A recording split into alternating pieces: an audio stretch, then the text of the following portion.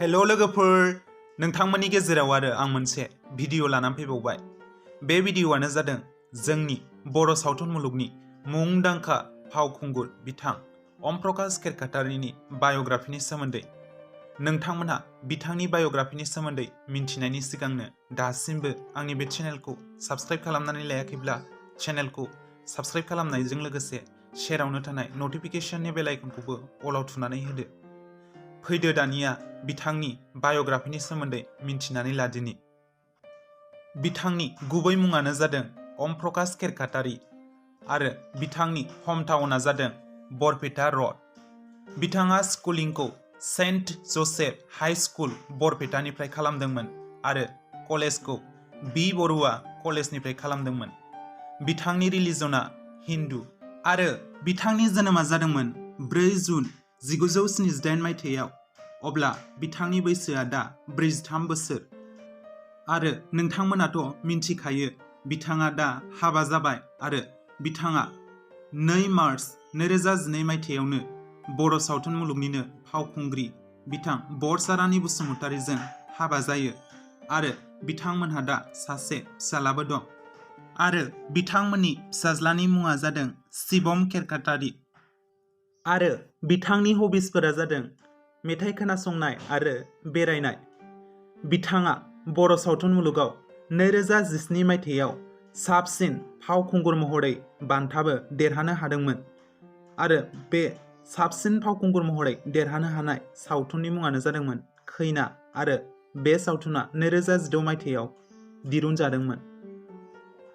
दानिया फैदो बिथाङा फाव खालामनाय माखासे मुंदांखा बर' सावथुनफोरखौ फारि फारि मिन्थिनानै लादिनि। बिथांनि गिबिसिन बर' सावथुनानो जादों हांमा हांसा आरो बे हांमा हांसा सावथुना 2004 मायथाइयाव दिरुनजादोंमोन। बेनि उनाव बिथाङा नागिन सावथुनावबो फाव खालामदोंमोन आरो बे सावथुनाव फावखुंग्रि महरै दंमोन बिजिता आरो आइरिस बिथांमोनहा। बेनि उनाव सिमांनि मिजिं सावथुनावबो बिथाङा फाव खालामदोंमोन आरो बे सावथुनखौ डिरेक्सन होदोंमोन फैलाव बसुमतारीया आरो फावखुंग्रि महरै दंमोन निता बसुमतारीया। बेनि उनाव बिथाङा प्रबिन गयारीनि डिरेक्सन होनायाव दिहुनजानाय अनसुला मोदाय बर' सावथुनावबो फाव खालामदोंमोन आरो बे सावथुनाव फावखुंग्रि महरै दंमोन जनालि बसुमतारीया। बेनि उनाव बिथाङा उदां रोमै रोमै बर' सावथुनाव फाव खालामदोंमोन आरो बे सावथुना 2011 मायथाइयाव दिहुनजादोंमोन आरो फावखुंग्रि महरै दंमोन निजोम पामपुली आरो जनालि बिथांमोनहा।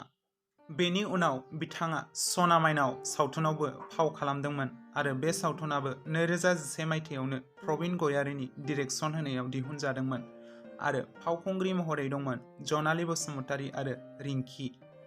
बेनि उनाव बिथांनि रजेनि रादाय बर' सावथुना 2012 मायथाइयाव दिहुनजादोंमोन आरो फावखुंग्रि महरै दंमोन आइरिश।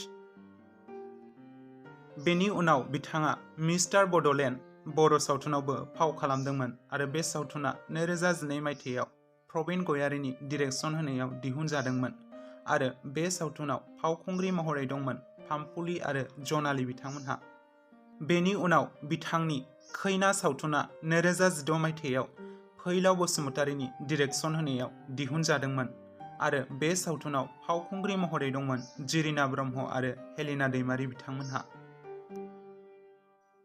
बेनि उनाव बिथांनि दाया आंनि नङा सावथुनाबो 2016 मायथाइयावनो दिहुनजादोंमोन आरो बे सावथुनखौ डिरेक्सन खालामदोंमोन महेश बसुमतारीया आरो फावखुंग्रि महरै दंमोन रिजुमनि स्वर्गियारी आरो जिरिना ब्रह्म बिथांमोनहा। बेनि उनाव बिथांनि सोमखोर सिमां सावथुनाबो 2016 मायथाइयावनो कमल के बिथांनि डिरेक्सन होनायाव दिहुनजादोंमोन आरो बे सावथुनाव फावखुंग्रि महरै दंमोन जनालि बसुमतारी आरो करबी बसुमतारी बिथांमोनहा। बेनि उनाव बिथांनि मोजां मोननाया खाना बर' सावथुना 2017 मायथाइयाव सोमदोन बर' बिथांनि डिरेक्सन होनायाव दिहुनजादोंमोन आरो बे सावथुनाव फावखुंग्रि महरै दंमोन गेमस्रि दैमारि आरो झिलमिल बिथांमोनहा। बेनि उनाव बिथाङा बे सोलिफु बोसोर 2021 मायथाइयाव सिजौ बड' सावथुनाव फाव खालामदोंमोन, नाथाय बे सावथुनखौ जोंनि लकेल जायगाफोराव रिलिज खालामनाय जायाखै।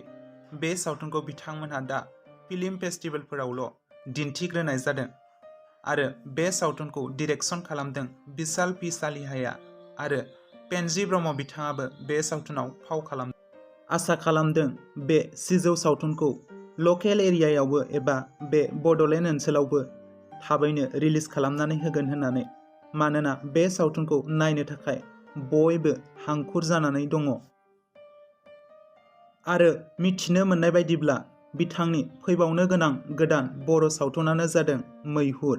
बे सावथुनखौबो थाबैनो नुगोन होननानै मिजिंथिबाय।